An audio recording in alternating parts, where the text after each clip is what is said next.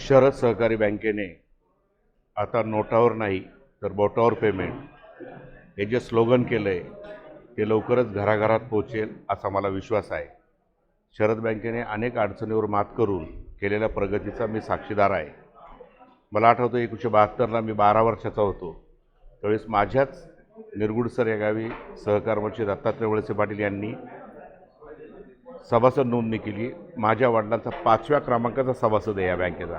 त्यावेळेस बँकेचं सभासद फी होती फक्त 51 रुपये आणि जे सभासद होतील त्यावेळेस स्कीम टाकली होती वळसे पाटलांनी, चहा आणि मिसळ फ्री. म्हणजे त्या काळात चहा आणि मिसळचं फार मूल्य होतं. त्यानंतर विधानसभेचे माजी अध्यक्ष आणि आता माजी सहकार मंत्री दिलीप वळसे पाटील यांच्या मार्गदर्शनाखाली बँकेने फार मोठी गरुड झेप घेतलेली आहे.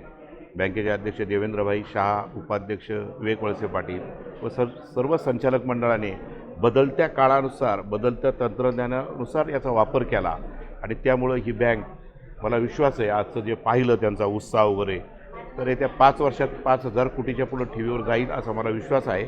आणि सर्वात महत्त्वाचं म्हणजे यापुढं जो QR कोड आहे आणि ATMचं बोलले त्याच्याशी मी सहमत आहे. 5 वर्षांनी ATMची अवस्था STD बूथसारखी होईल आणि यापुढं बोटाबरोबर सगळं बँक खिशात राहणार आहे. म्हणजे आता ह्यापुढं रोख स्वरूपाचे व्यवहार होणार नाहीत. कारण आम्ही पाहतो भाजीवालीसुद्धा आता याचाच वापर करते QR कोडचा. आणि शरद बँक निश्चित प्रगतीच्या शिखरावर जाईल असा मला विश्वास आहे. धन्यवाद. आता नोटावर नाही तर बोटावरच शरद सहकारी बँक.